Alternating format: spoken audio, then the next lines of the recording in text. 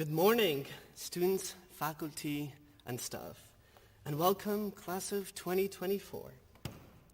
2 years ago, I was in your shoes, or maybe in your sandals, scared, thinking about that first day of classes, trying to make new friends, and not even knowing if I should have had that Cholula hot sauce with fries for breakfast, as I was not really a morning person.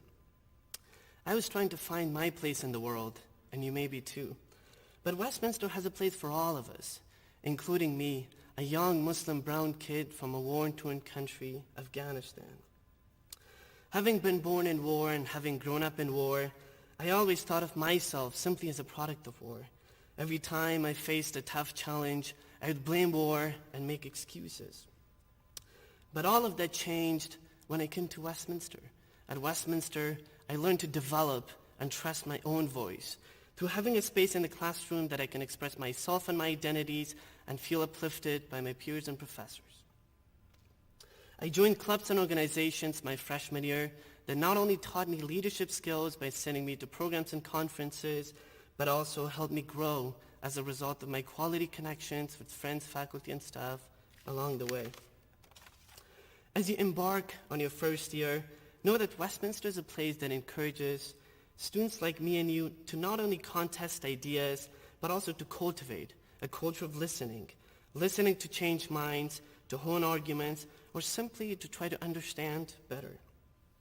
But to better understand the world, it helps to have a supportive community like Westminster, where people look at people with potential, with talents, and narratives that will inspire all of us to go through times like these collectively. After spending some time at Westminster, I knew and felt I was in a good place, a safe space and a tight-knit community where your professors know you by your name. Westminster is a place where you can discover and practice the skills that you need to thrive as a successful, global-minded individual that you want to be, to push your friends and peers to cultivate a culture of race unity, mutual empathy, and understanding, which will lead to a more compassionate world for all of us. Today, as your student body president, I'm here to remind you of the courage you have taken to begin your college life. And honestly, that's very impressive and brave. But I'm also here to encourage you to seek discomfort. Seeking discomfort means getting out of your comfort zone as often as possible so that you can be a stronger and more experienced version of yourself.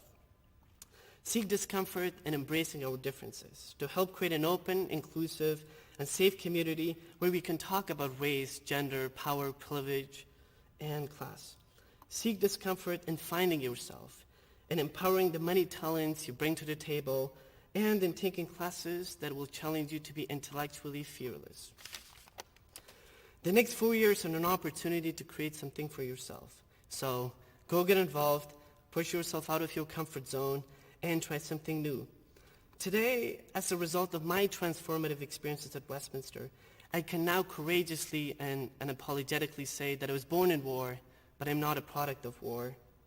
I have found my voice, and now it's much stronger and much more louder.